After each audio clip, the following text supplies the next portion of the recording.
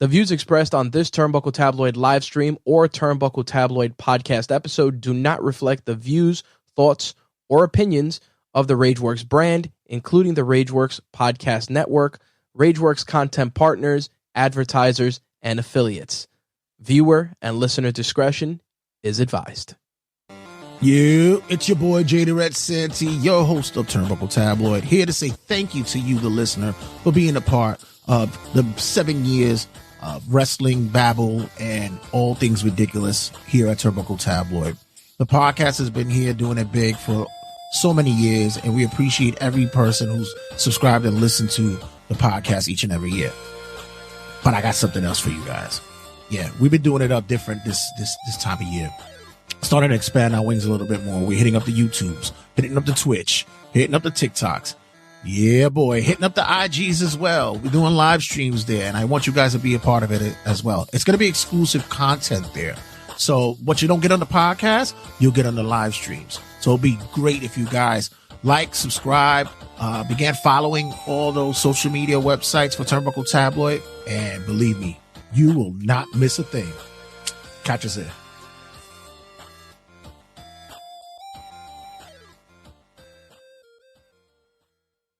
Go ahead. Hi, this is Ariana Naptagrande, and you are watching Turnbuckle Tabloid.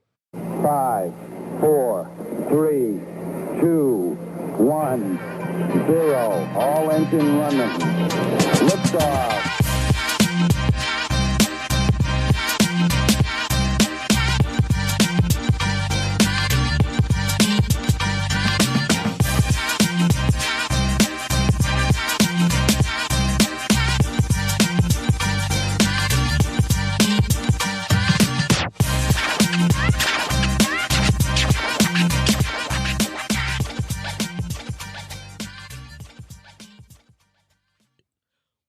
What up? It's the heel with the opinion made of steel, wrestling ring. You're now tuned in to Turnbuckle Tabloid. Give me a fucking mic! Turnbuckle Tabloid, cutting a promo. Well, another day in this universe of what we call wrestling, and why not have the trifecta of the wrestling universe, the Triforce, as they may say, on the table here. Got our boy Whole Milk Mike in the building. What's going on, sir? Hello, how you doing? And the man, the movement, the one that's stirring it up in all the streaming and socials out there, our boy M2 Week stopping by as well. What is good? What it do? So, how can you be entertaining without a little controversy? Like, come on, bro. Oh, please, you know how to stir it up, and you found a way to stir it up again this time, haven't you? Oh boy, have I! Boy. And it's not really my fault. This is the problem I've had for years. I just never really said anything until now, and they don't want to hear it. Oh, here he goes again. We'll get to that in a second because the young man knows how to go out there and mark out the marquees or the markers or the marks, whichever way you want to put it out there. But doing a cutting a promo this week. This week's cutting a promo. We're going to be doing it on twofold. Reason being is because we're going to do not only the Clash at the Castle review, but also I want to discuss the possible Forbidden Door possibilities with WWE. Just want to give a quick insight on that and your thoughts about that as well. And want to get the idea, the thoughts of the chats and the listeners as well. So we just recently learned here that WWE is now pretty much swinging open the prohibited portal, as they're calling it, to the possibilities of what we saw already with TNA, that we saw something happening there. But now AJ Styles is going to Noah, and I'm going to go around the table. Want to get you guys insights on what's your thoughts about that. Starting with Milk. What's your thoughts about that, Mike? I love it. I mean, honestly, right now with AJ Styles, we'll talk about in the Clash review, but he's really not doing anything at the moment. Like, he just wrapped up his match, and now he's pretty much at the tail end of his career. So might as well just do some final things before he retires. I mean, first would be this, I do think he'll do something for TNA, probably like Slammiversary next month, but we'll have to wait and see on that. But this is something that we've been waiting for from WWE for years now. I mean, we've seen it with Nakamura doing the Great Muda's last match. We've seen Carl Anderson work New Japan, the Wrestle Kingdom show when he was still in the contract with WWE. I mean, this is pretty much this is the new era for WWE where they're open to do anything. I just saw they're open to try and find a work relationship with a Mexican promotion or one in Puerto Rico. So we'll have to wait and see on all this stuff. There's talk that there's possibility that this was something that was in the minds of Triple H and many within the company for years, but the old man never wanted to push forward with that. M2, do you think that was really a possibility going forward there? What was the question? That Vince really didn't want that to happen, to have a pretty much a forbidden door, a collaboration with other promotions, and that people inside like Triple H really wanted this to happen for years already. Do you see that happening? Absolutely. I've been thought since NXT, Triple H has wanted to do a cross-platform type deals with other companies, but Vince wants the only focus to be WWE. He had that mindset for some reason. It's often been said that it's tough to have a cross-promotional show because every promoter is going to want their talent to go over. But, it has to be I guess you would figure, a fair and balanced way of doing that. But at the same time, if there's a way that you can manage the talent, the possibilities, what's at stake, we're seeing what occurs with AEW and their Forbidden Door and such. Is it something that could be, Mike? You think that that's something that's really what hinders here, that organizations want to see their talent shine more than others?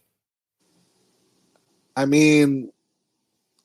guess. It's a very tricky question to answer, honestly, because, like I mentioned, they had Nakamura work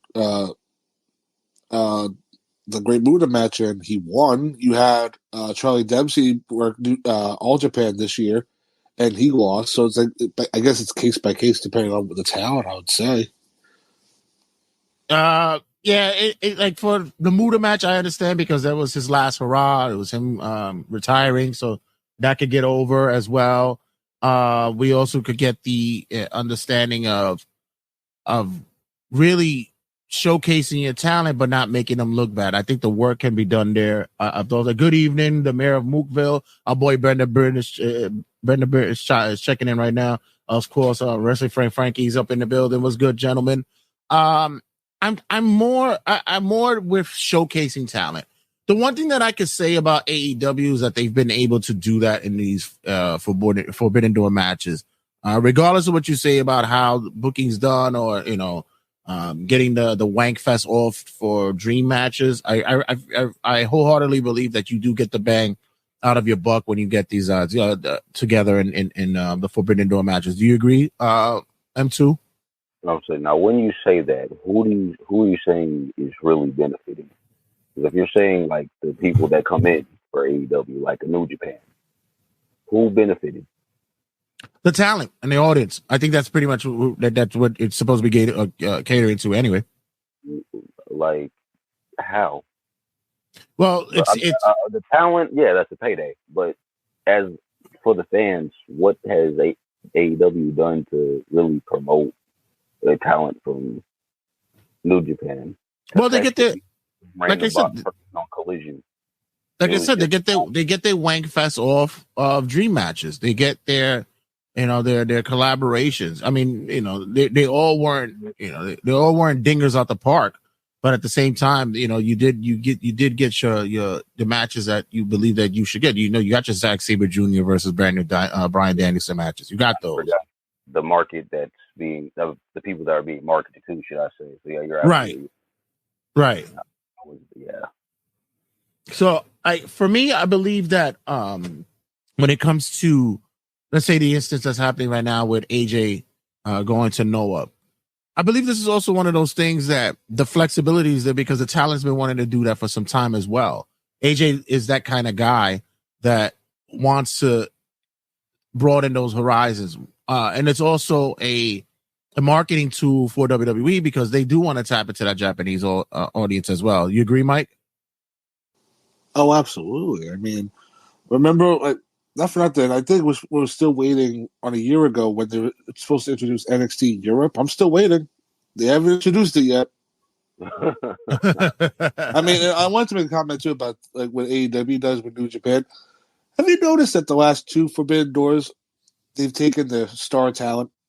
The first one, they had Jay White. He comes in a year later. They had Okada last year. Comes in a year later.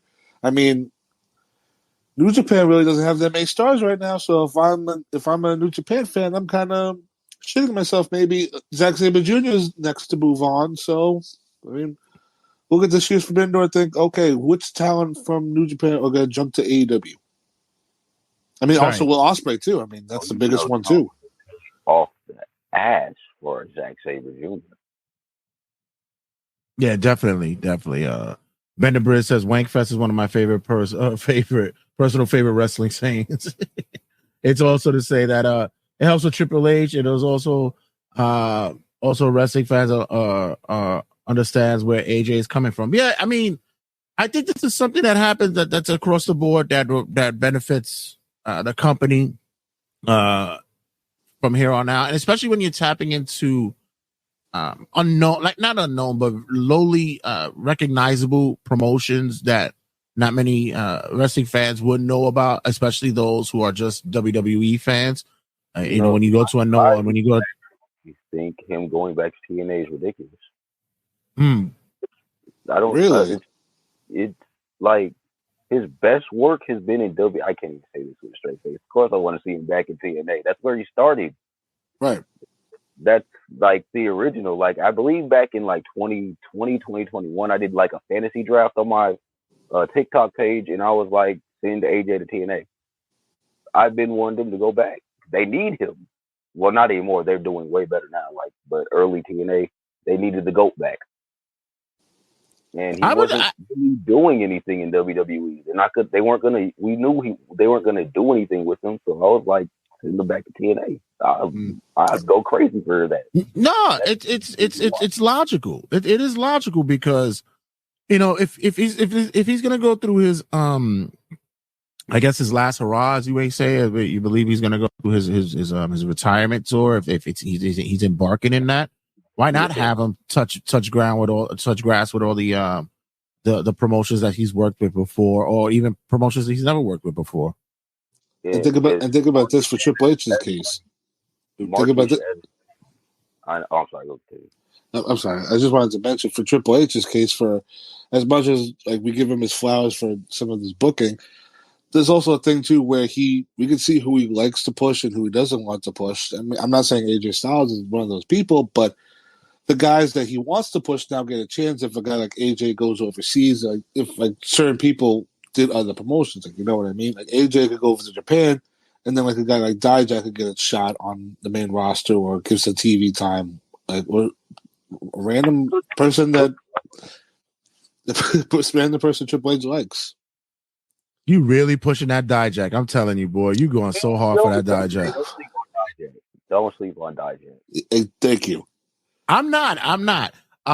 Bender Britt mentions that he says AJ will definitely go back to TNA for a little stint, especially now it seems WWE have a little friendship with TNA. Little, I think it's actually going to start opening up. Which I actually think NXT will believe in Joe Hendry soon. I believe it too. I'm watching tomorrow if that fucking guy's music hits. Does NXT? Now here's my question for you guys. With the announcement that the a 25-man battle royal occurring, that participants can be coming from anywhere, does NXT ellipse the 800,000 mark for viewership tomorrow? Yes. Don't scare Tony like that, man. Don't make Tony call Shawn Michaels a bald asshole again. We don't gotta talk about the inevitable. We got him on the we're gonna get him on the ropes. he's gonna rope. You got him on the ropes. The excuses or the extra numbers are gonna come out the ass the second NXT beats AEW in the Dynamite. Oh my God, it's gonna break him. Say his name and he appears. I believe it's gonna happen tomorrow. I definitely believe that can that will happen. I knew it was gonna happen for Clash. We'll get to that for a second, but yeah, I think there was another podcast that's out there, and the auditor made a comment basically saying that this is just WWE of backsliding and possibly greasing up TNA for the buyout. That's going to be a long road to go down since TNA is basically owned by a network, so you're basically going to have to buy out from a network. But at the same time, M2, would that be a bad thing? Actually, now that Vince is gone, I think it can work out. I think Triple H will keep TNA as the TNA entity instead of making it a WWE goddamn mini series.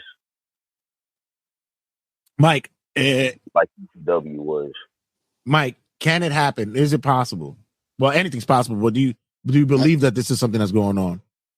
I believe in Joe Hendry, and I believe in this more importantly, because I told you this. I said if WWE were to buy out TNA, you have a base in Canada where you can send some developmental guys who are probably from there that don't have. Because what's the thing that people usually have to do? If you go to NXT, you have to move, go to Florida. What would be a next option? If people are from Canada, people go to Canada. Like, it would be like another performance center in Canada for WWE at this point. And think of the talent that WWE would acquire. Your Jordan Graces, your Moose, your Josh Alexanders, your Hammerstones, Rosemary and Jessica Havoc, for God's sake. They need teams in this women's division. Like, TNA has a lot of them. Now, it'd be funny if guys like the Hardys and Dolph Ziggler and Mustafa Ali start coming back. Because then it's like, I want Ali back. I don't. It's like so weird, but I don't want to see Ali in TNA. I want him back. That is. I don't know why. It's so weird. They should have pushed him like they pushed Ricochet. He was so much better. He could talk. Right. He had a character. Exactly, and they did nothing. They used that geek.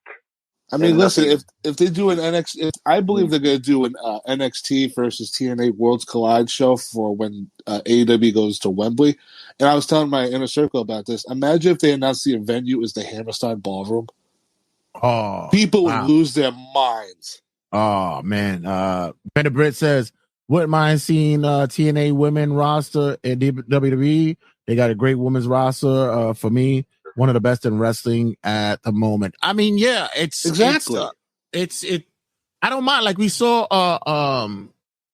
what's her name? Parksley make her way to TNA against Jordan Grace. That's no a start. Reaction. No reaction. No reaction, but it was a start. It's a start.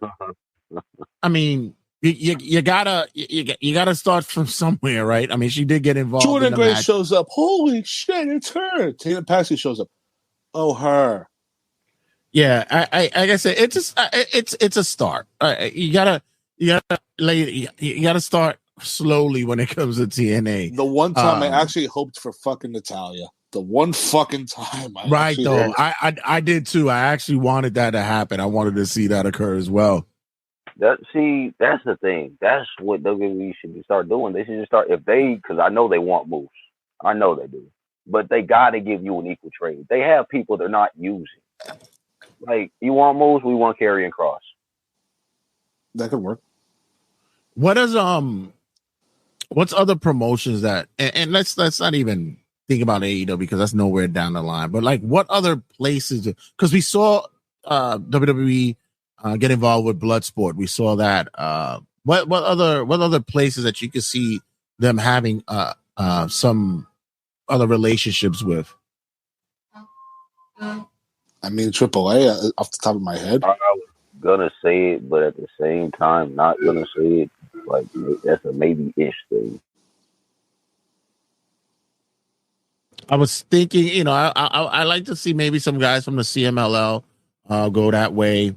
Who was that guy in that? It was an AEW Battle Royal. He's a luchador submissionist. He was going crazy. And I forgot. Shiro? Yeah, him. He was going nuts. I liked him. That's a luchador Libre I can watch. Yeah, he was very innovative. He had a lot of innovative moves in that match. That made sense. But Ben's It was Y'all think I just don't like athletic wrestling or flippy moves. I want it to make sense. He was cooking. Yeah, he did like a sideways hurricanrana. I was like, what the hell? That's holy shit. Yeah, but like, come on, just make it. That's all I beg for. Make it make sense. He was in there whipping it up. Like, I'd never seen stuff like that, and I was impressed. Yeah, I think I would also like to see WWE dip their toes in more British style wrestling, like some Rev Pro and stuff like that. I would like to see a little bit more of that as well. I mean, they did that. That's how we got Gunther, Pete Dunne, Tyler Bate. Yeah, but they poached them. I want to see them like go into those promotions and bring some guys out and bring some guys over there. I also like a singles push for Pete Dunne. I'm just saying he's better than Daniel Bryan. Yeah, please. Yeah, I'm a big Pete Dunne guy. I'm already like fucking losing my wits with that. I know he already future speed champion Pete Dunne. Yeah, he's gonna book himself for a championship. Don't jinx my goat like that. I won't. No, he's gonna. Well, he's already booking it, to. so he's already booking it. But yeah, I feel as though that right now, like I said, this is something that I believe was already on the minds and the hearts of the creative and bookers from behind the scenes, and it wasn't gonna happen with the old man at the helm. And right now, now that he's not there and the availability is there, they say, why not? Let's dip our toes in the water to see whether or not we could get this going. So it's a good look. Speaking of going overseas and such, Mike, let's get our review of Clash of the Castle. We got our boy M2 Inc., who's definitely going to be opinionated on this, and I'd like to get his thoughts on it as well. So let's get the full rundown. Let's go. What you got on the table? I can't wait to go through this show because this show gave a lot of people some balls on their opinions. Let's just say that for certain.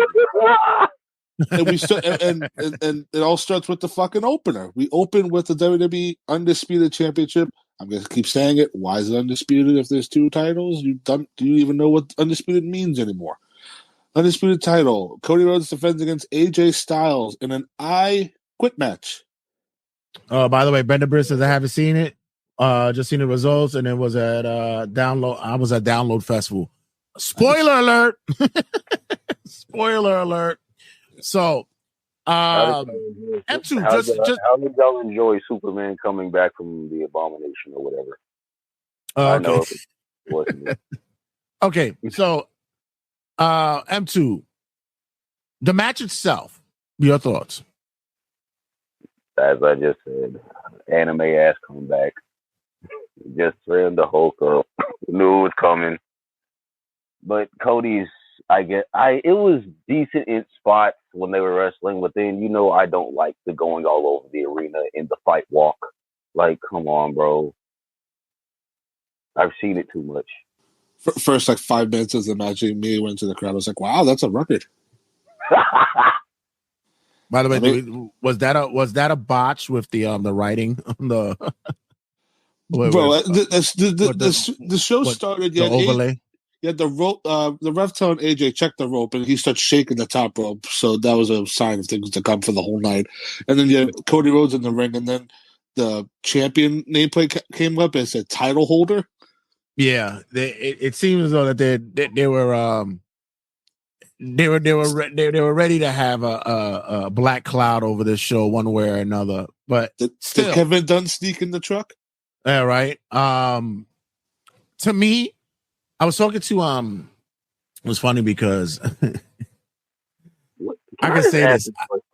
Can I just ask this question real quick? Yeah. Like about an I Quit match in general, or any type of no disqualification match, last man standing, whatever the stipulation. Would it not be cool if they just They could go outside the ring, but do they got to go all over the arena? Like, would it not just be cool to see them actually try to do what they're supposed to do in the match? Am I tripping? Trying to actually make him quit? Why are we going all over the arena? Now, if we have a chicken to heel running, makes sense. Why are we throwing him into the crowd? Why would you throw him into the crowd? What sense does that make? Smiley Lucha says on Instagram, he says, how about when Solo came out and actually hit his own guy? Oh my God, that was something. But to your point, M2, that when we go through the predictions, me and Jay were like, wait, why is this an I Quit? Like, if you want to do, if there was going to be a possibility for a third match of Money in the Bank, say, wouldn't you do like a street fight or like play up the like make it gimmicky type of thing? But or even last man standing, and even my friends were joking about it. Remember when they used to do those Raw polls and all three options were the same fucking thing? Like, you want to see no DQ, a street fight, or Extreme Rules. Like, what? Same thing. And then when they said I quit, it's like, oh, so if AJ says I quit, there's no coming back from this. There's no reason to say third match, honestly, out of this. But they go to the match. You had AJ put Cody in handcuffs behind his back. Kind of reminds me of Mankind and The Rock from '99 from the Royal Rumble. I was kind of getting nervous about that. But no. Face get you the handcuffs, I roll my fucking eyes because he's somehow gonna get out of that, and it's gonna make the heel look like an absolute dipshit. I think for the first time we saw somebody put the handcuffs. They started in behind, and he put his legs over them, and then they're like in front of his body. But the telltale sign for this match was when they flew in Mama Rhodes for this, and then she had one spot. Slap AJ Styles in the face. She slapped that man 5 times in the face. Yeah, listen, you got to take advantage of the opportunity they give you, right? You know what I'm saying? She wanted it to be The Rock, low-key. By the way, I also said that they really. I was speaking to. It's funny because for many of you guys know who more my shoot gig is. One of my clients was able to watch it because one of the staff members put it on for them.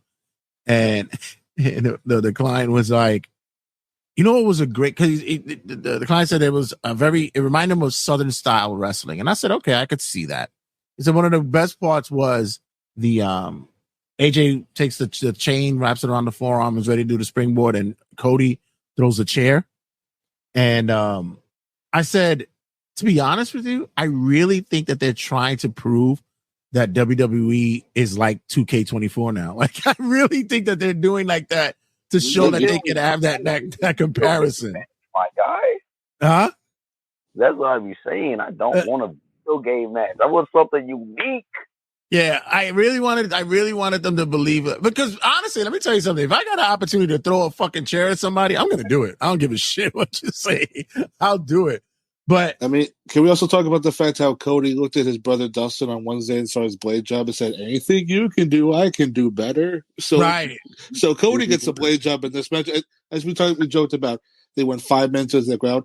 About 8 minutes in, Cody starts cutting himself off a microphone shot to the head. Now, so apparently, and this is what I'm saying, that might be problematic down the road when it comes to other promotions. AEW. So apparently, I learned recently, New York State has a very strict ruling with the commission here when it comes to blading, when it comes to blood in wrestling. Right. But from what I heard as of recently, they have been a bit more lenient because of being able to have the wrestlers contain themselves within the ringside area and not to go outside of the arena of the audience where the audience is to bleed. So if they keep it contained, it's able to pass. But as soon as you get over that guardrail, then it's a problem. Yep. Makes sense. So I say we just abolish it because I'm sorry if I don't sound traditional, but tell me as a pro wrestler to cut myself for some dramatic effect. What? Listen, it's classic. It's done all the time. It's done. Hey, Hogan bled, bro. Like, it happens, man. No, I'm good. Give me a packet or some shit. You're not gonna gig yourself. I'm not cutting. I'm not nicking myself. You're with not a knife you're not gonna or a juice. blade for dramatic effect. Y'all can get. I'll bring a pack of the ketchup if I got to. You got me fucked up. What? Boo. So so we come to the end, and of course, Cody lifts up the steel chair, the steel steps. AJ's Handcuffed to the ropes. to the ropes, and he screams. AJ quits. He quits, right? And Cody still has the steps in his hand, and then he kind of looks at his mother, and his mother goes, "Go for it." And this is meanwhile the song's playing, and the crowd is singing along. Which, by the way, the Brits and the Europeans, you guys over there, how do you guys make up songs on a whim? How does that? Do they have like do they have a Discord or somewhere, and they just like, this is what we're gonna sing tonight? Like, how the fuck? All I know is America has work to do because they put us to shame every time we go overseas. Oh, absolutely. I'm a diehard old ECW fan. Love me some blood. Even the Puerto Ricans were killing us. Yeah. And Ben, I am the same way. Like, I don't mind blood, but it's not, as long as, like you says, not consistent. I don't need to see it all the time. Like, I could see for a match like this, it was leading up to a blood feud. I could get that, and I see that. But yeah, I don't need to see it every fucking week, Moxley. We're good. Cody. I love how Ben's like, because we're hilarious. I mean, you guys plan out your chance before the shows, but don't lie to us. No, let me tell you, I went to an indie show WrestleMania weekend a few years ago, and I was there with you. Oh, that's right, Mike, you were there, and they were doing it as well, and we were looking at them like, where do you come up with this shit? Meanwhile, they're like, we came from the UK. They're like, you actually came from, like, holy exactly. Shit. So, the big issue was everybody in the finish, and I'll go to M2 first about this. Your thoughts about the finish? It was cheesy to me because Cody's a cheesy human being. He used to be so cold. I don't know what happened. 2012, Cody was the GOAT, and then he turned into this. We did not watch him beat the Shield. That's the Cody I wanted pushed, and then he comes back as this. He's a fraud. Mike, your thoughts on the finish? Lining himself up for Hollywood. That's all I got to say. I mean, what were people fucking expecting from this finish? What did people really think was going to happen? Because some people said, "Oh, this was horrible. This was the worst match of the night. This finish made AJ Styles bad." Guys, they booked an I Quit match. The rules are make your opponent say I quit. When you beat your opponent up so badly and they had enough, they say I quit. So you have AJ Styles on the corner handcuffed, and Cody's threatening to kill him with the steel steps. Now, the last time we saw an I Quit match was Edge and Christian with the barbed wire bat. Now, Christian had a reason to say I quit because there was Edge was going to kill him. Now this one, same theory. Cody got played like a fool a few weeks ago on SmackDown, so he wanted to hurt AJ Styles. He said on the press thing on Friday, "I'm going to go full commander on him," and that's what he did. He made a promise. Now, as far as like the finish goes, what did you want? Did you want like Gallows or Anderson to come out, throw the towel, and say that's it? AJ's had enough, maybe, but. Cody was not losing this, and he needed to win in a big way, and that's how they did it. Now, Jay, like, how would you book the finish? Let me clarify. I don't hate it because of what happened. I hate it because this is what I expect from Cody. He's going to do some cheesy superhero shit. Yeah. Cody is an actor in wrestling to me. I don't know. I'd rather watch Logan Paul at this point because he kills me. He doesn't sound convincing. He sounds rehearsed. Every promo. Literally every promo. Like, dude, do you have not a natural fucking bone in your body? And no, crying doesn't count. He's a natural politician. Jesus, it's crazy. Like that, he's a straight heel to me. Like that type of shit. Like if you would really turn Cody heel, that would be the biggest op in history because he is so. He just sounds. What's the word I'm looking for? It's not condescending. It's I don't know. I just He's don't Homeland. like. He's Homelander. If you watch The Boys, he's Homelander. Exactly. That's a heel. Yeah, he's a Homelander. That's what just flip it. But the problem is Cody has to be the face. He has convinced himself that he's that guy. And then how he somehow convinced Triple H. He's been convinced that since AEW. And since Tony wasn't going to give him that because he knew he wasn't that guy, he could have been the top AEW op. But no, he has to be the top babyface. Bender Britt says AEW Cody's my favorite Cody, but I don't see WWE turning heel anytime soon. He's the golden boy turning heel. He's already dressed as like Homelander. Yeah, see, and from the Boys. So yeah, that's what I'm saying.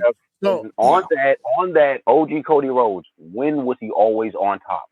When he was a babyface or But heel? you know what's funny that you say that about him and his promos? He always talked like that. He had a cadence he always talked like that. I can show you legacy promos. I can show you Cody Rhodes promos from 2011, 2016, 2012, 2013. It was the second he went blonde. He always had that kind of cadence of as though like he's trained, like he's been schooled on how to be an auditor, like how to speak if he's going to be at an offense conference meeting or gathering. How? Just because, like I said, sounded like a pretty boy. God, and if you listen to that cadence, it's the same way. Slow pace, hit a line, hit a line. Look at Dash. That was the whole gimmick. That fits. But I'm telling you, if you really pay attention. But then undashing Cody Rhodes, did he not sound distraught? Did you not believe? He still had that same pacing. I'm telling you, as a person who's been trained in the ability to speak, to be an actor, to be on stage, the theater, there's a certain measure, and he said it himself that he's gotten theater training, he's gotten speech training, and he hits those points. Although it may change tunes, just like music, you'll know a band when you hear a band. You know exactly who that band is, and with Cody, you know exactly what that is, and that's his cadence. Well, you gave me another project for TikTok because we're gonna put them side by side, and we're gonna see if Cody from the old school sounds natural compared to this. VX Wrestling. Shouts out. What up, my ninjas? What's good, my guy? VX has got a big show coming up in August, guys. You guys better jump up on it. It's happening. We're gonna bring up more deal tests for that as well. And gonna bring the guy himself, Big Isaac, in the building. We're gonna discuss that when he's in here for Turnbuckle Tabloid. But Mike, you had asked me how would I book the end? Yeah, how would you book this finish? I would have booked it as I don't know. I'm just telling you honestly. Seriously, I don't know. You know why? I was waiting for you to throw me the whole Anderson Gallows thing. Nope. I don't know. And you know, with the steel chair. No, you know why? You know why I say I don't know? Because like we mentioned before, they booked themselves in a corner with the I Quit match. If it was last man standing, something like that, that man, give me a 30-man Iron Man, a 30-minute Iron Man, something like that. Glasgow street fight, like something. Yeah, something like that. That I could have taken. But you know, you with I Quit passing out to a corner figure four. What's wrong with passing out to a corner figure four? Not passing out, quitting, tapping out. Actually from the corner figure four. Cody does the figure four. What's wrong with that?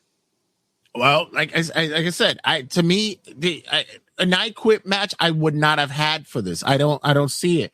It should have been the third. It should have been the third. It should have been the trilogy if they were going to do it. Unless if your goal is to launch AJ to the "You Quit" chants from the audience for a reason, because technically, I guess what they're playing with was the fact that he was retiring, quote unquote, and he did the Mark Henry shit. And at the end, he quit technically in a match. If you were trying to tie that together, I guess. But I really think that wasn't something that should have been booked. I really thought that was out of the realm for that. I didn't. That's what I say. I don't know. They booked themselves in the corner. I honestly don't think if they wanted to do it, it doesn't have to be a trilogy. It just has to be the end. There can't be a rematch.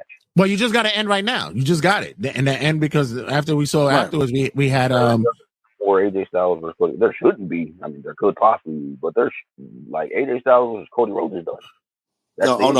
After this feud's over because after this match, we had Cody going up the ramp celebrating, and then out comes Solo Sikoa on his right, and then we had the Girls of Destiny, Tamatanga, Tangaloa attack Cody Rhodes. We had Randy Orton and Kevin Owens make the save, and if anybody was paying attention, Randy was eyeing the title. Yes, he was. It's coming. It's coming.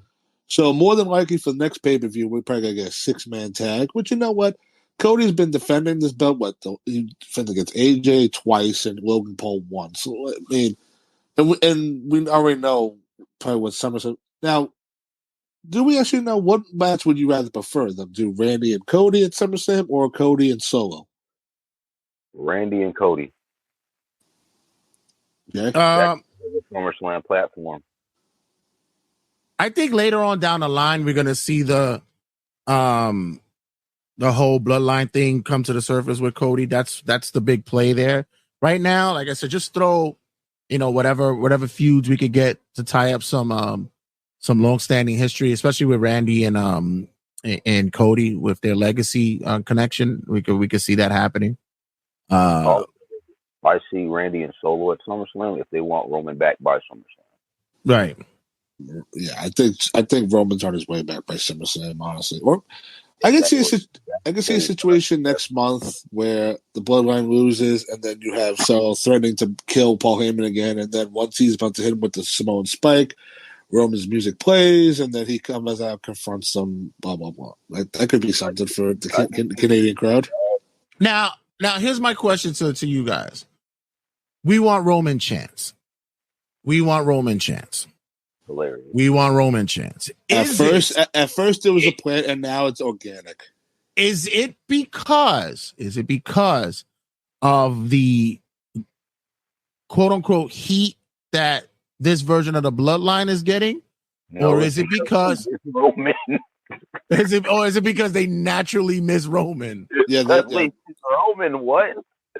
Roman was the bloodline. Yeah, pretty much. I mean, I give Solo's trying, and the Girls of Destiny are trying. Paul Heyman, I sent you the video, Jeff, of him outside the ring crying. I have a problem with Solo.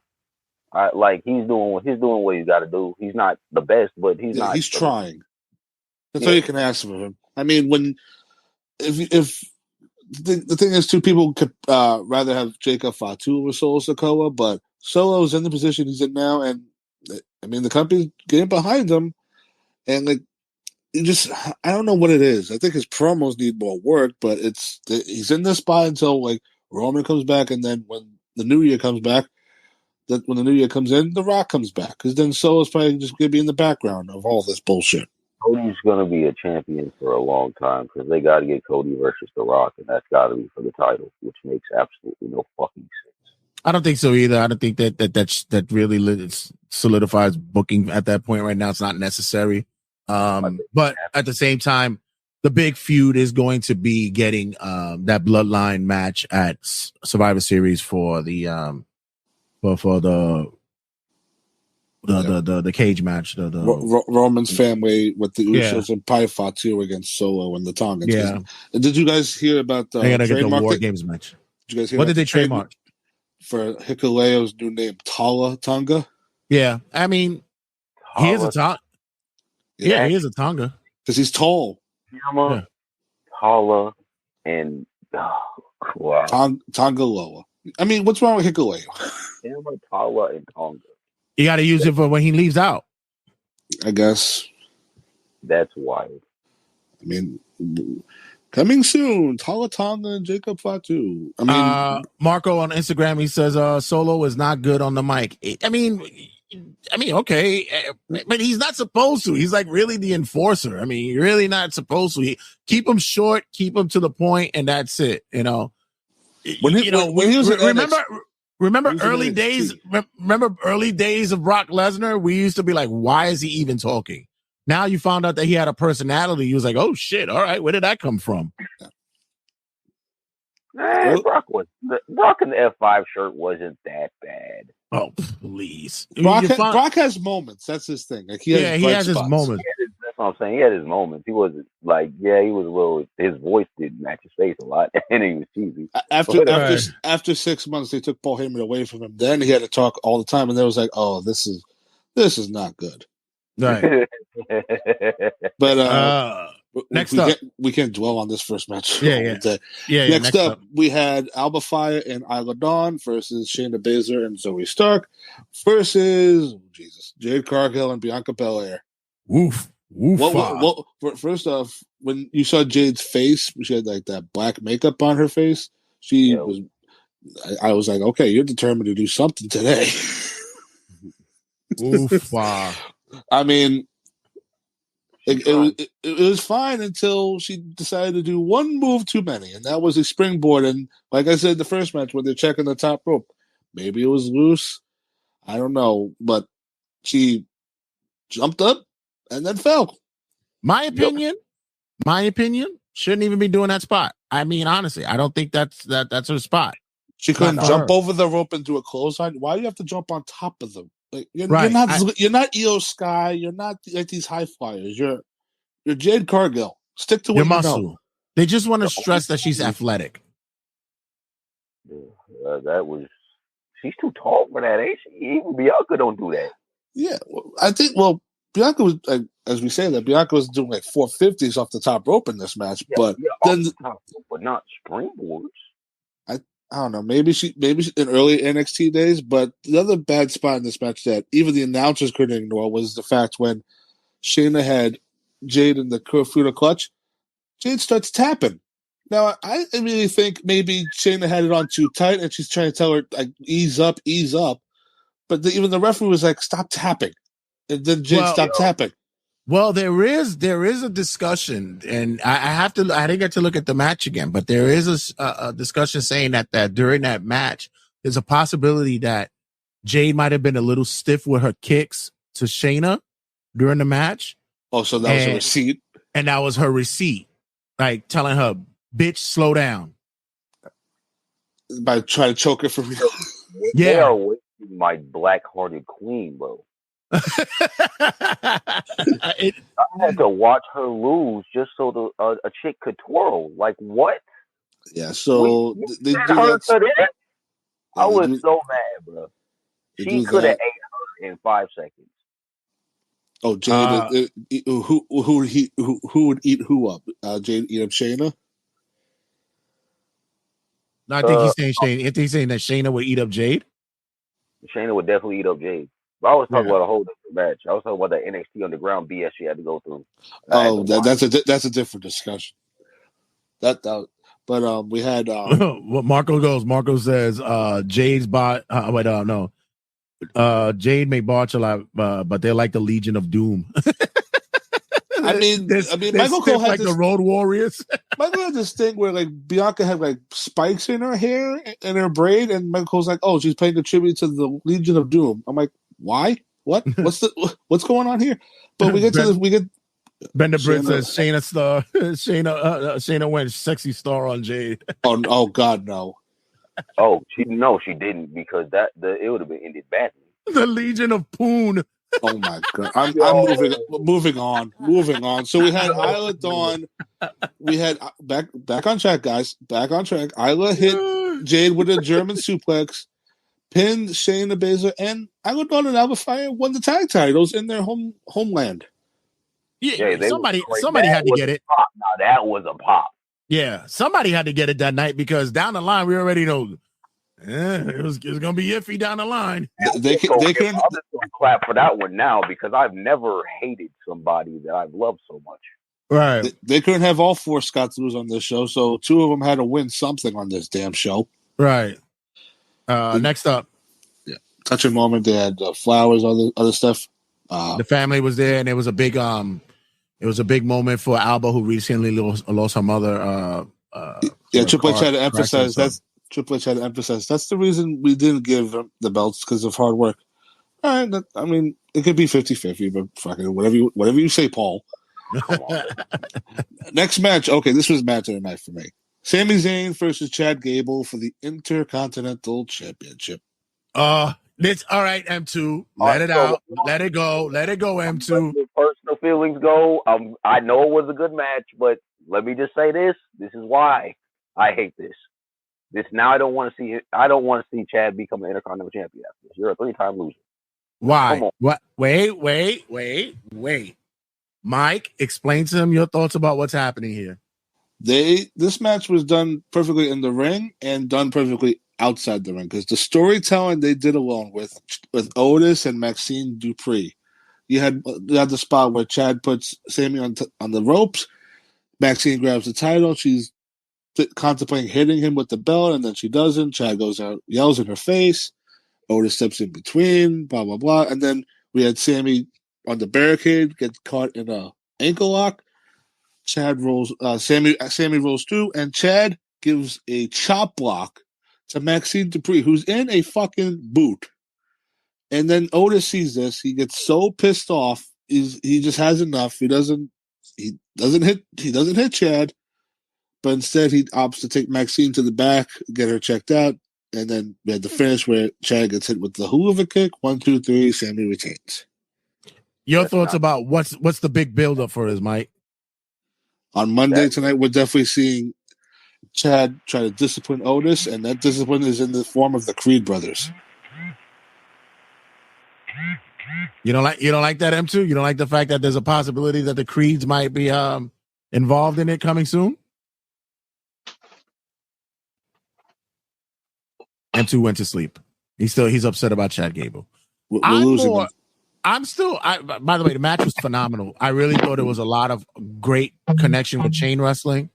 I thought it was a great look for both men in this match. The chemistry with them is so fucking spot on. Sami sells like a motherfucker, like always. And for me, we discussed it before. I believe that the big payoff is Money in the Bank. They're gonna run it back one more time. And like Mike mentioned, what's the best way for him to go over is to beat Sami Zayn in his home country. Yep. Either they do that or I was thinking. What's that? Why? What was saying? After losing 3 times? Right. This guy is so fucking desperate to get that belt. He's wanting to do anything. Hell, if they don't even do another match, he wins Money in the Bank, and he hold on. Why aren't other people winning matches? He's lost. Sami is only defended against Chad Gable. He beat him twice. That should have been a no. And Bronson. Well, they're telling the story here with Chad Gable. I mean, listen, they're trying their damnedest with Chad Gable, and if he has to take a longer route to get to this belt, or like I was trying to say, he wins Money in the Bank and he uses it on the IC title instead, that could be another option. But they're telling a long story here with Chad Gable. I wholeheartedly believe it was done this way because they still weren't quite sure if he was going to resign. Weren't sure. Remember, his contract was up. Weren't quite sure. There's torturing that man. But like I said, you want to get some true heat and find a way to have this man fucking win in Canada against Sami. I believe this is where it's going to really go over for him. I truly believe that that's going to happen at Money in the Bank. When we talk about the heat at the end of this show, it's going to be double in Canada if they do the Chad Gable thing over Sami. Right. Here's my long booking story. Except for the cheesy quote unquote development of like, who didn't see that coming? Come on. Long storytelling for me is gonna be basically Otis wins the title. Otis has to get the IC title. That's the long story booking for me. Or at least just beat him up.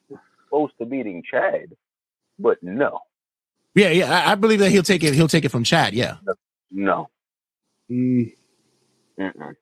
I do think they'll feud, but I think that would be like Shelton Benjamin beating Kurt Angle. Thank you, Ben, for checking in. You know, as he says, he's checking out right now. Yeah, I guess he's gonna go to his Juggalo party. Whoop whoop. Oh my god. So yeah, did you see the Juggalos cursed out CM Punk today on Twitter? Well, yeah, he mentioned it on the chat. I didn't see it. I didn't know what they said. We got to get a Discord so I could start up. Well, I have a Discord, so we got to put everybody in the Discord so we can send links on there so we could do some stuff there. Chad lost again, but we I have hope for this dude. I still have hope. I have a feeling that Sammy's gonna say there's no reason for you to have a match with me because we already lost three times. So do like maybe since like I said they've been doing a lot of tie-ins with 2K24. Who's not to say that they won't have a gauntlet match for the IC title contendership, right? Oh, what? Gauntlet match. A gauntlet match? Do you not know what a gauntlet match is? Okay. I'm sorry. I heard 2K and I was like, what? I was like, what you mean? Yeah, because 2K added gauntlet matches. So yeah. That's Jay's big thing there, because since he added gauntlet matches in the video game, they're gonna be like, oh, now we need to do it more on TV. Yeah, they're gonna add it more because it's marketing. There's always been gauntlet matches. No. I mean, with Triple H having the book, he's like, oh yeah, we haven't used this gimmick in a while. Let me use it for a little bit. Maybe like Kofi went through a gauntlet. Seth, right, but that's true. Night was the coldest moment of my life. How you beat Cena and Roman in the same night? You're the GOAT. No. What I'm saying is that they in 2K24 they didn't have it, so now they want to tie it together and to show people, hey, look, just like in 24, go buy 2K24 because you have gauntlet matches. That's what I'm telling you. Next up. Well, they did have the thing. Sammy said no more, so we'll see how they go from here. But next up, we had Bayley defending against Piper Niven. Bayley retains. This actually was a really good match. I loved it. Yeah. The finish was actually crazy. It was like a crucifix pin, but Piper nearly landed on her head. It looked really good. Yeah, crucifix. And by the way, can we say that Chelsea is fucking over?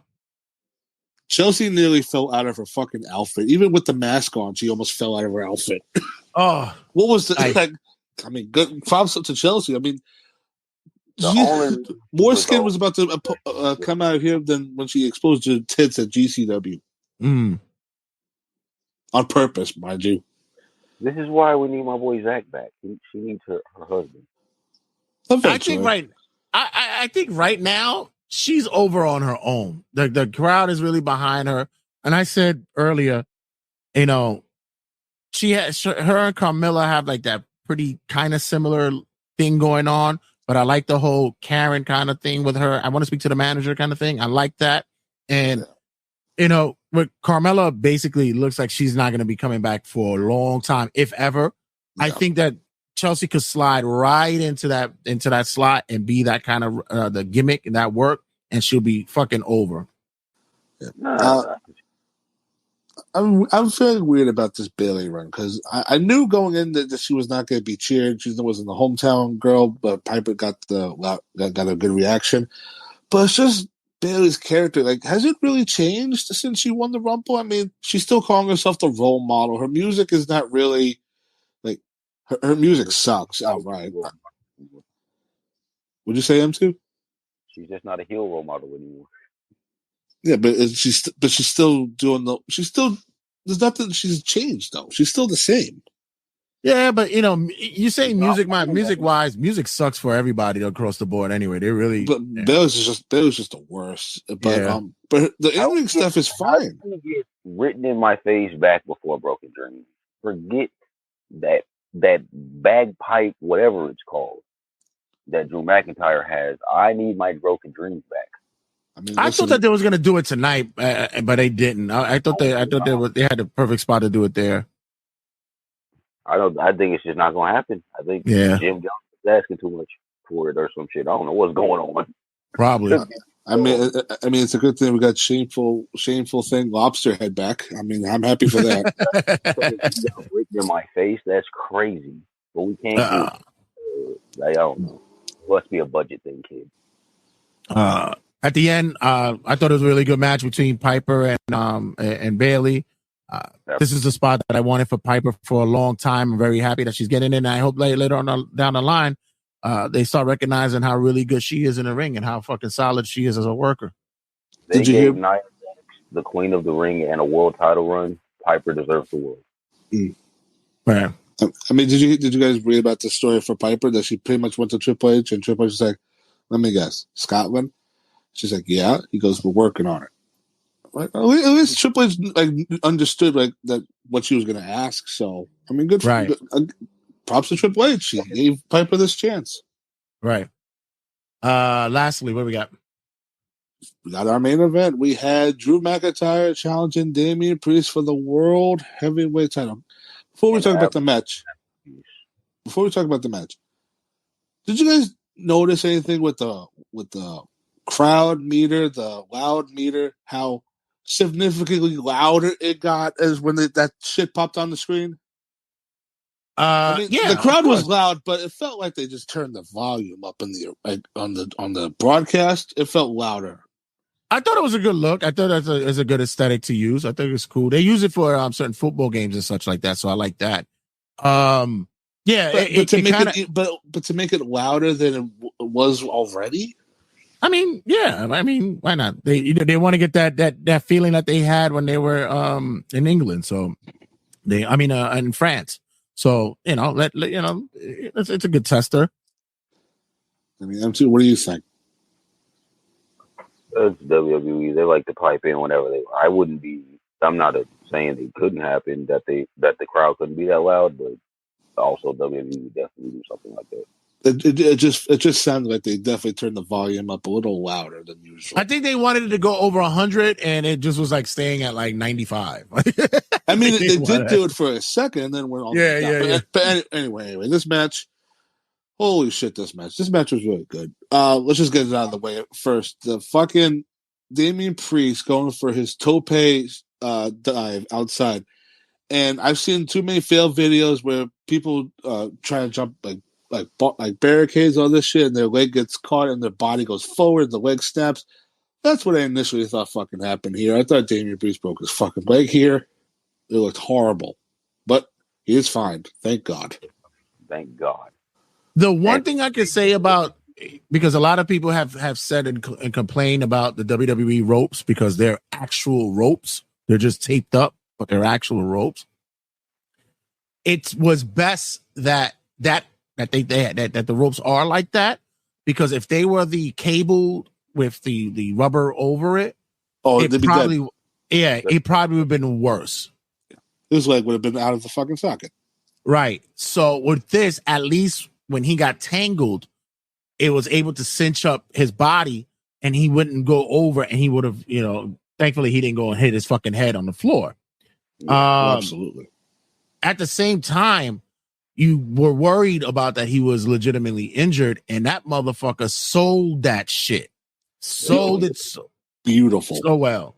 Yeah. Instincts kicked in. He was like, fucking, okay, let me use this into the match.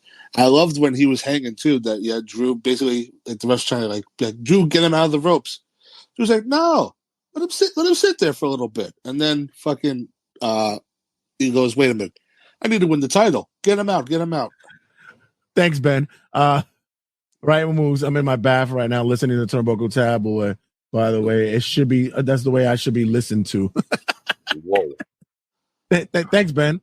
Now he's bath time Ben. He's not Ben the Brit. He's bath time Ben. There's certain things you should share, and we don't need to know about that part. We should be happy that you're listening to us and following along.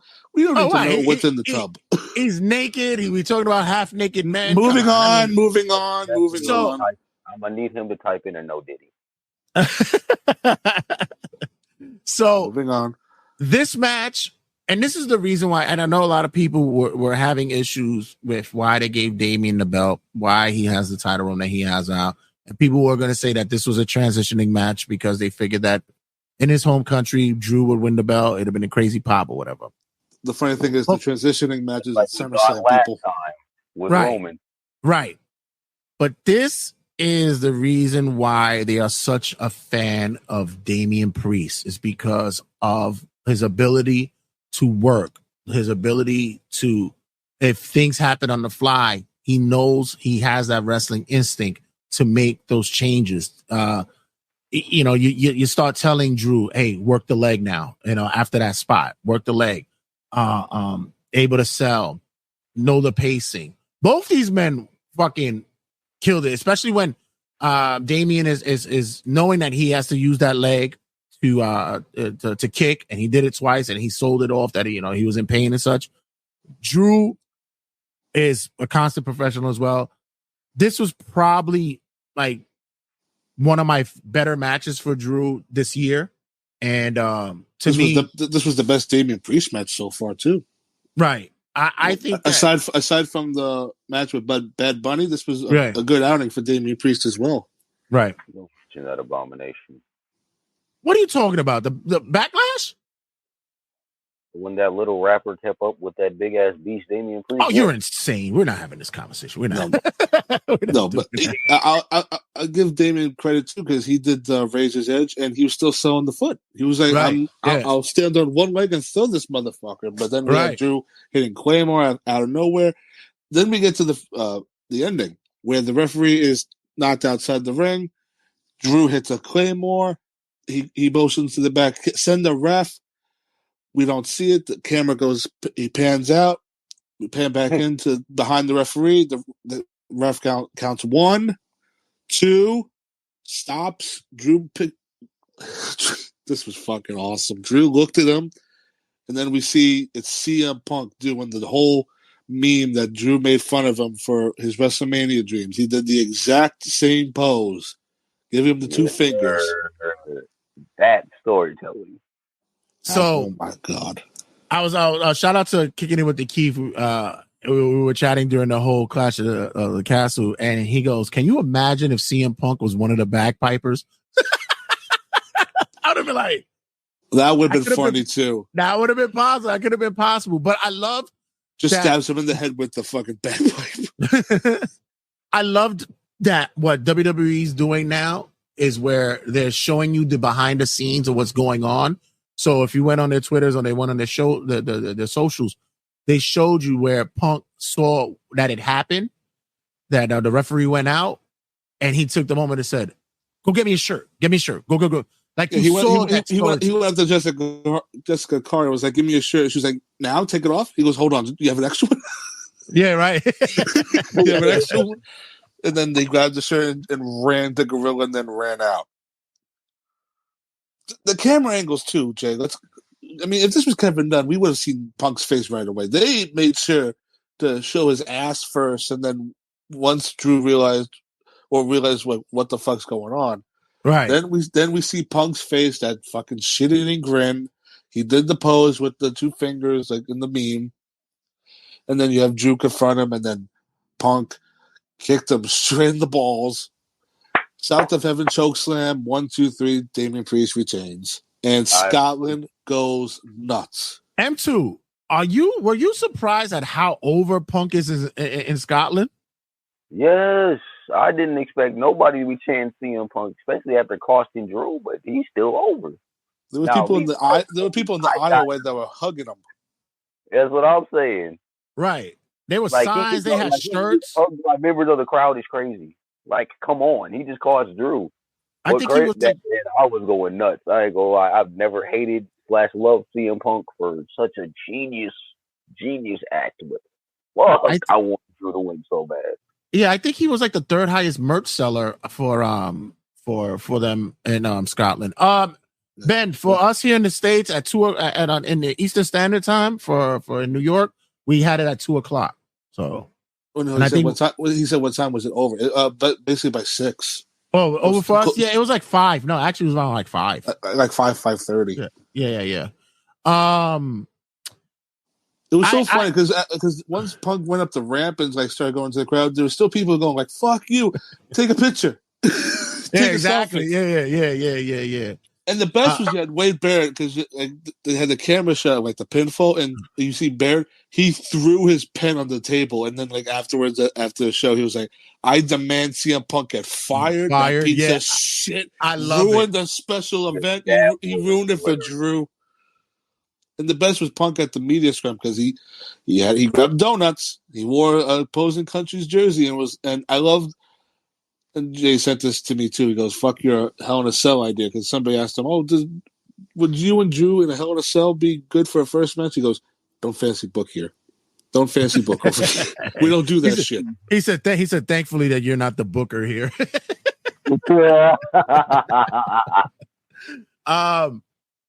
Yeah, man. I was surprised at how over it was. Everybody sat there and believed that there was going to be a riot, but you got to take it. The fucking fans love him. It's M2.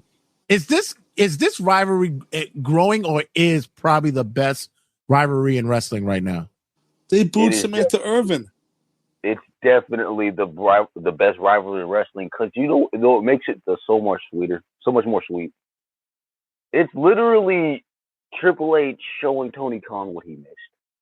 Every feud, they have mocked every feud that he's done in AEW in some way or another. Oh, look at that. Education here. It wasn't another country's football top. It was a Celtic top, which is the best team in Scotland. Okay. Seth Rollins mocked I'll teach you football. What was that, M2? Seth Rollins mocked the Hangman feud. Drew mocked, I think, either Kingston or somebody else. I forgot what feud he mocked, but pretty much this is Triple H showing you could have been doing this with your wrestlers, but they didn't want to do business. Because you would really think Drew hates CM Punk, and I'm telling, can you taste the stew marinating, bro? That epic beatdown Drew is going to give Punk before their match. When he finally gets his hands on him, I'm telling you, he's going to take his head off. I think this is probably great storytelling on both sides. Both, like I mentioned, both these guys know the business. They're smart to it. And to continue this going down the line. Who knew that, honestly, that when Punk came back, it just by happenstance that, because of the injury that happened in Rumble, that we would get this epic clashing of personalities that would be a driving force, not only in the ring, on shows, but on social media. And it's played out. It fucking elevated Drew McIntyre to a whole new fucking heel level. I love it. Made him a star. He's an absolute beast. Yeah, it's fucking crazy. But other than that, but you're gonna Drew matches, and Drew can't do anything because Punk is injured. I mean, we're about to find out in a week because Punk said he's skipping. Punk said he's skipping Raw. He's going straight to Chicago for SmackDown. If they don't do an angle where Drew is trying to invade the SmackDown arena and try to kill this man, shame on you, WWE. You need to do that. For SummerSlam, I would do some like street fight unsanctioned thing. Do the gimmick. If Punk isn't cleared by then, it's unsanctioned, and then you do Hell in a Cell in October. I'm just saying, before Punk versus Drew McIntyre, I need Punk hospitalized. You got to get a hospitalization match. I mean, not a match, but just hospitalized. Yeah, I get that. I need the beatdown to be that bad. I want future shots on the concrete. You play that up. Like, say Punk gets cleared, and then Drew just beats him up, and then he's not cleared again, and then have the whole thing. Exactly right. That right there is exactly what I want. And then have Adam Pearce give a message to Drew that says Punk says he isn't cleared, but he is willing to fight you in an unsanctioned match, and then waive the rights, like anything that happens in the match, Punk's not going to sue, blah blah blah, type of thing. And then by October, if the reports are true, they do Bad Blood, Hell in a Cell, Drew and Punk, and then there you go. That's how you end the feud. Oh my God! Bad Blood instead of Hell. Do you say Bad Blood instead of Hell in a Cell? Yeah. They're actually considering bringing back Bad Blood. Bro. Yo, Bad Blood low-key had one of the best Hell in a Cell matches in history. It's the anniversary for it too. It's for the first one with Taker and Shawn. Yeah, it's an anniversary coming up. And it's gonna be on that Saturday too, so All right, be real though. Taker and Shawn or Taker versus Triple H 2004? Taker and Shawn. Triple H versus Shawn 2004. Taker and Shawn. Okay, that wasn't supposed to be an option. My bad. Oh wait, no, it was. That was the original. Taker and Mankind in Hell and King of the Ring is infamous, but a better overall Hell in a Cell match is Taker and Shawn. Yeah, you have the introduction of this Hell in a Cell. You got introduction of Kane, Shawn, fucking working with. It's a classic. That is definitely a classic. Triple H versus Shawn slept on, because that one was bloody. That one was long though. That was an hour. December to Dismember. Bring it back. Okay, and on that note, all right, Ben, go finish your bath time. Squeeze your rubber ducky. Not that way, motherfucker. Not that way. Yo, we're gonna close it out from here, guys. Thank you guys for watching the stream here. Make sure you check us out on all the socials. Gonna be doing more on the YouTubes because Facebook is acting real wonky, and I'm really starting to like not like them anymore. So we're gonna be doing more on the YouTubes, on the Twitches, on the X, and on Twitch. So and we'll start sending the links that way so you guys can go to the YouTube more. And please just subscribe to the Facebook group and the business page, because at least we got to get at least to 100 there so that we can live stream on Facebook. But if not, it's fine. We'll stay on YouTube and don't give a shit. But before we go, M2, you got a hot thing going on right now. Let everybody know what's happening with you on your end. Part 2 of the top 10 fakest moves in pro wrestling has been released on YouTube. I got some real heat going on because everybody likes to dive and cut it for some reason. And Mike, where they can reach us at? For any future updates on anything Turnbuckle Tabloid, follow our Instagram at Turnbuckle Tab and on Twitter at TurnTabPod. And make sure you check us out on all social media outlets, on Facebook, Instagram, TikTok, and as well as on the YouTubes, the Twitchers, and of course, check out the family at RageWorks.net. RageWorks.net. We do it for the culture, baby. Pop culture, that is. What was that, M2? I was saying for the culture. For the culture, definitely.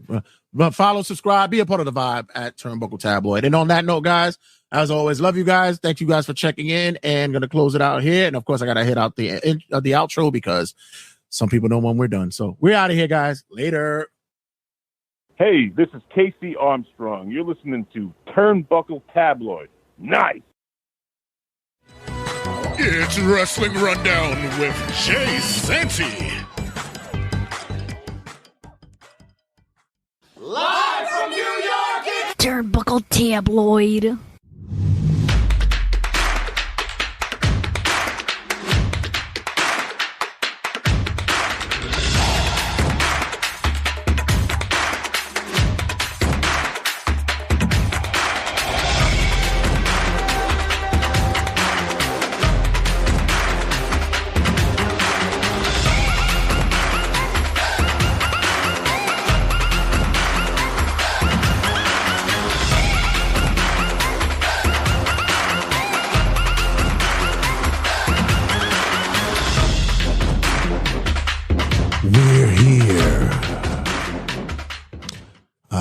Wrestling Rundown, ladies and gentlemen. The Wrestling Rundown, the news segment for you, the listener. You got my opinions on what's going on with the news and other shit that's happening. So let's not hold off the process and let's get to it.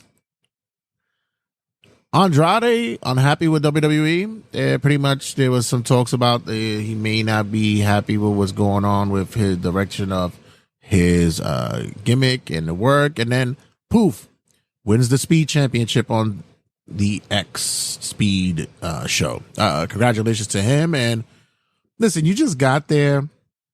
You know, there's been a machine rolling while you were gone, while you were away, and you know, give it some time and things will roll up. I think he'll be fine. And on that note, looks like we're getting Ricochet done with WWE as well. There were some talks of this possibility of him repackaging, but I think he's officially done with the company.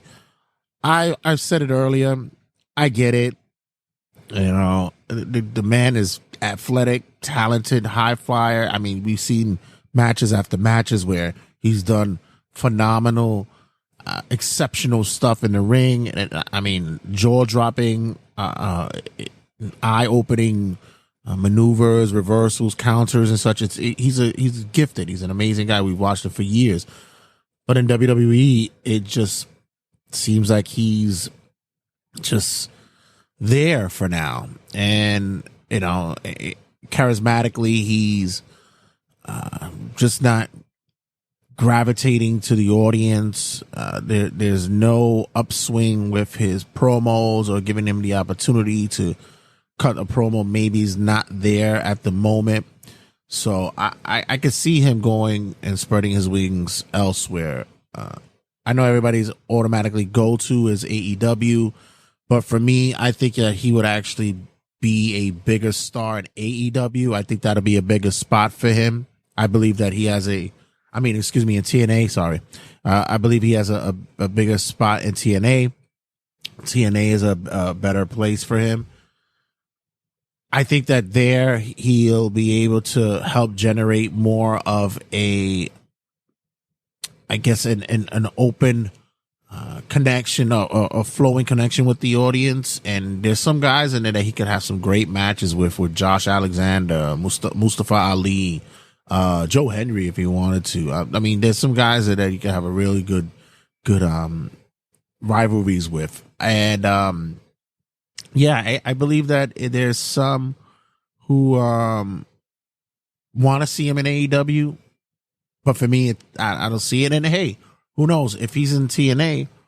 There's a possibility that he can get that doorway open where he could come back and forth to WWE, seeing as though that TNA is having a nice little relationship with WWE right now.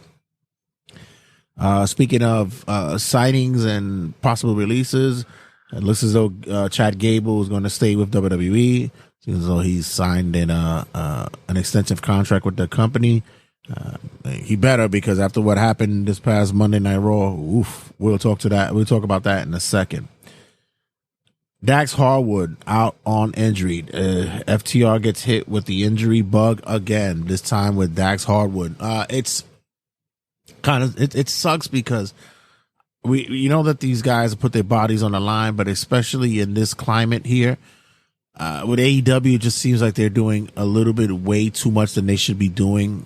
It seems like they're ramping it up a notch with that company to do more excessive, extreme stuff. I don't see why it's necessary for them to be doing that, but apparently that's what they're there for, right? I guess. I'm not a fan of it. I'm hoping that maybe later on down the line we will see them closing out their careers in other places. I just don't think that this is the right place for them right now, because they seem to be doing way too much with putting their bodies on the line here. And it's like back to back. They had the match at Dynasty, and then to have the Extreme Rules match, it was just it's too much. So hopefully Dax Harwood makes his way back sooner than we expect. Unfortunately, we had Alba Fire, who recently suffered a tragic loss. In May, we had Alba Fire, whose mother was struck by a car and passed away. It's sad, man. That's terrible. Condolences goes out to her and her family, and it seems as though that she's handling it. I can't imagine what she's going through, but once again, condolences to her and her family from us here at Turnbuckle Tabloid. Maximum Male Models, or now they're like I believe they're like called M2M. I believe that's what they're called now. It seems as though that they're doing big things on the interwebs. They're over like on Twitch and other social media outlets.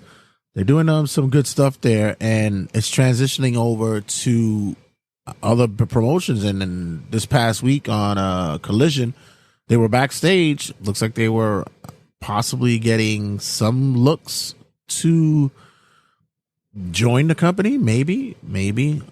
They've taken that gimmick of the models, in which was, I was not sure whether that was a rib by Vince, but embraced it and have put it over. Good to them, man. It's good. It's good for them to I guess, take chicken shit and make it into chicken salad. It's a good look, man. I want to see those guys progress, man. And they seem like they're good dudes, fun dudes, and they're very appealing to certain audience, especially if they're going to be in a heel type of role. So let's see how that goes with them in AEW, if that occurs. We see more crossovers happening. AJ Styles will be wrestling in Noah. If you don't know what Noah is a Japanese wrestling promotion, and very, very popular. And this could be something where, it's one of his. I guess it's gonna be his. I'm not gonna say retirement tour, because I don't believe this is him retiring as of yet. I think this is more of him being able to finish off on, get some closure on things, companies that he wanted to work with, matches he's wanted to have in quite some time. I think this is them giving him the opportunity, and also it helps for WWE to get a reach to see what's, get some feelers on how their talent will do in other settings. I believe that this is such a good look for AJ and the company. I believe that's something that will help benefit not only AJ as a wrestler, but the company and both companies in the whole. So we shall see how that turns out. That match will be upcoming in July. I believe it's the 13th. We'll keep an eye on that. Bad Blood. Remember that pay-per-view from back in the day? Bad Blood pay-per-view will be returning. There's talk of bringing back the pay-per-view, and the big talk is the fact that remember, that's the anniversary. I believe it's the 30-year anniversary of the first Hell in a Cell match, and if I'm not mistaken, with what's been going down with, let's say, with a certain Drew McIntyre who's recently quit the WWE, he walked away. He was not happy after what occurred at Clash at the Castle, and what's going down with the anniversary, it could be something that we could see maybe a match between Punk and Drew McIntyre. But yeah, Punk already said he's thankful that none of us are booking, because we'll be shitty bookers for shit bookers. But for 30th anniversary, if it's not Drew and Punk, who else would be on the card? That's interesting. That would be interesting to find out who else will be on the card. So to be for that match. So we'll check that out.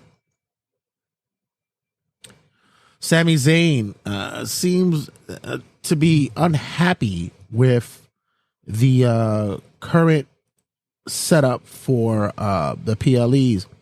In a conversation he's had with a recent podcast, he mentions that the reason why he's not happy with it is because, they're not many matches on the card.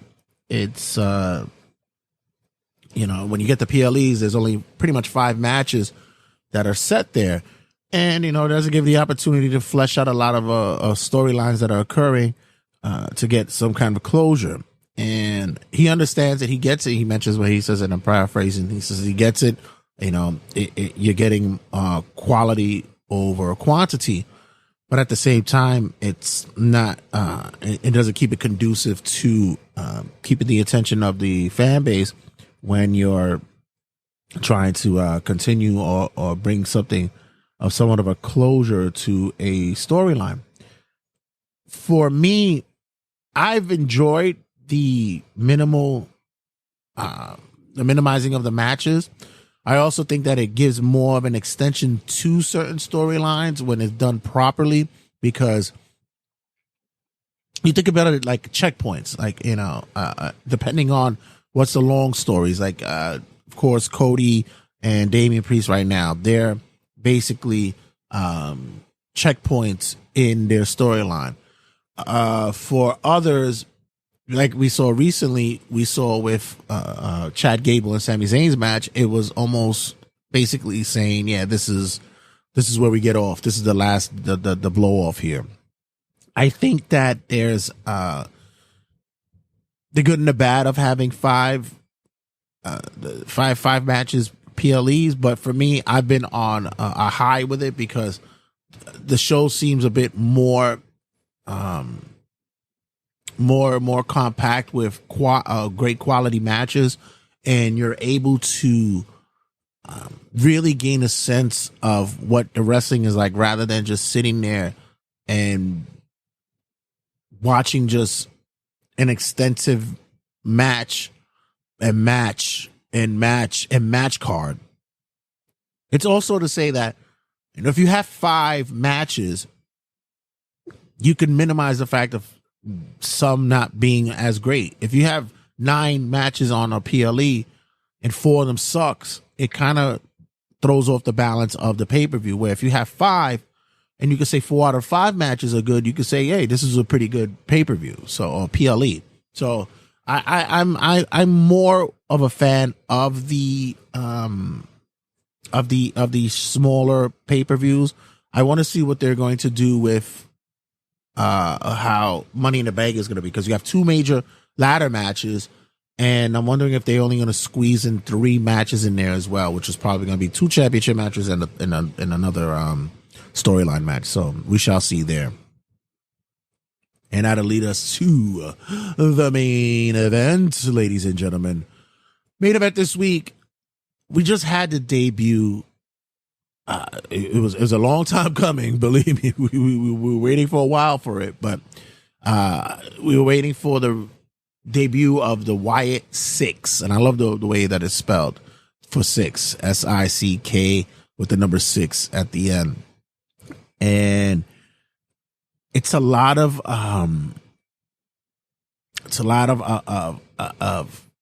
storytelling and imagination that was left behind by Bray Wyatt, that everyone thought that would just go by the wayside, but we're happy to see that didn't happen.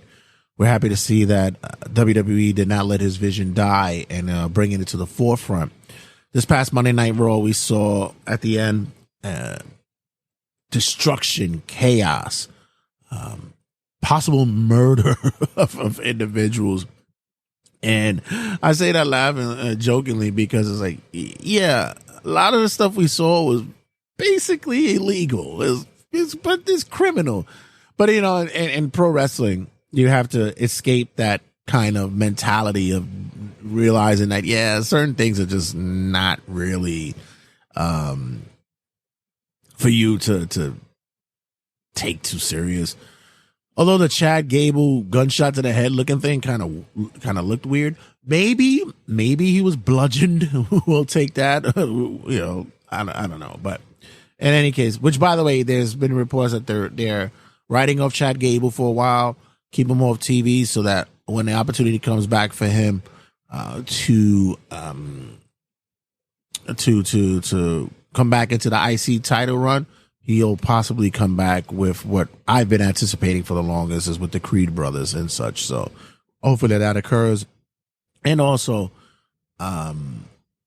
we need to get a fresh restart with him, since, M2 Inc. had mentioned that he already lost X amount of times. So maybe we need to get a restart for him. The guy's been busting his ass every week. So this is a good little sabbatical for him to have for the moment. Let him just sit away for a sec. But as for the Wyatt Sick themselves, aesthetically, the look, They look amazing. It looks fucking awesome. Just to see what Bray wanted, which was to have the characters from the Firefly Funhouse come to life. The look of them, it's so. Oh man, it's. I would have to say that if I was a kid, although I wasn't one that was very scared of a lot of things, but this would have been kind of fucking creepy for me to watch. Even super producer Sally, she's watching, and you know she's of age and she's growing up, and she was standing behind me, go, "Am I gonna get jump scared? Like, what's going on here?" And I'm like, "You might," but just to see the imagination and for it to come to life, to go on screen, I know it would have made Bray very proud to see that. And I know everybody else is now happy to see. Got a lot of good reaction from not only the audience, but the socials as well. The logo is fucking cool as shit. I gotta get that shirt. And I'm also a big fan of, you know, I know the build up was long, and we were anticipating it for quite some time, but I'm a fan of what the payoff was.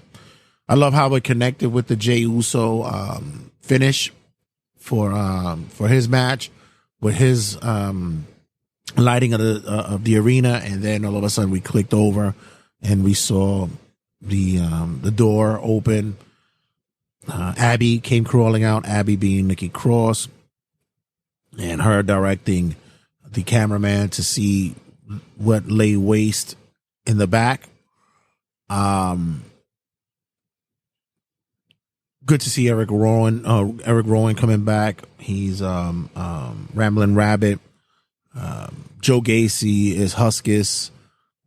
Dexter Loomis is the Buzzard. And of course, we got Uncle Howdy, Bo Dallas. It almost, like I said, it brings almost a tear to our eye to see this happen, and I'm excited to see how it plays out. They don't need to be on TV all the time. I would love to see them just to be, like I said, as an attraction. They'll come out and just stir up some shit. I'm ready for that. Also, we don't need the mysticism. We don't need the spooky magic, the sci-fi. We don't need any of that. What I would want them to look like is, if you guys remember what Sanity looked like, well, when Nikki Cross and Eric Young and Alexander Wolf and those guys were together, like just go in there and just cause some shit, fuck some shit up. That's what I would want it to look like. You know, I know a lot of people were saying, I heard them say, well, now they got three teams like that. And, you know, with Judgment Day and Karrion Kross's crew and shit over there. But I don't think Karrion Kross's crew is like that. I think they're just some badasses now. They're just showing up. Judgment Day seems to be more like a biker crew. They're not like a mysticism crew. They're just like a biker crew. The oddities, as it would be, it's the Wyatt Sick6. And I heard someone mention as well, like, you know, maybe if they would have kept it like to the Bayou kind of stuff. Yeah, I could have seen that as well. Maybe they could still play it that way. It could still play into that kind of culture, cult-like kind of thing. But I really wanted to see them just be those that could pop up anywhere and anytime and just cause some shit, fuck up some shit, and don't have to use like all the dark mysticism kind of angles here. I think it should just work as you use like the dry ice and maybe some lighting, but as for, you know, appearing and disappearing, I don't think that's necessary. We could do other stuff for that, but we'll see how what plays out for that crew, and a good showing by WWE for presenting the Wyatt Sick6. And on that note, that's going to close us out here, ladies and gentlemen. Thank you for partaking in another week of Turnbuckle Tabloid, another episode. Make sure you check us out on all the social media outlets. Check us out on a like and group page on Facebook. Let's get those like numbers up because we get to 100. We get to live stream there easily. But to be honest, if not, it's okay. I think I'm getting a little more accustomed to using the YouTubes and the Twitches and the TikToks. So, we shall see. We'll work on that. Make sure you check us out on Instagram at Turnbuckle Tab, as well as on X and TikToks, YouTube's at Turnbuckle Tabloid, and the Twitch and other social media outlets as well. We're also going to be asking you guys to go to all the podcasting outlets that's available. Make sure you like, subscribe, be a part of the vibe on all podcasting outlets for Turnbuckle Tabloid. And, of course, check out the family at RageWorks.net. RageWorks.net. We do it for the culture, baby. Pop culture, that is. So, guys, as always, just one bit of tidbit for you. It's getting hot. Summer's here. Like this week in New York City is going to be approaching the 90s, and I'm going to be so fucking irritable. It's going to be ridiculous. But make sure you check up on your elderly. Make sure you check up on your people in your family who may be quite more sensitive to this temperatures as well, and make sure that they're doing okay. Make sure their ACs and they're keeping cool, and make sure that we're all going to be looking out. We don't need any heat exhaustions or heat strokes out here. All right, guys. And on that note, I am out of here. And as always, check you guys in a sec. Love y'all. 5, 4, 3, 2, 1, 0. All engine running. Liftoff.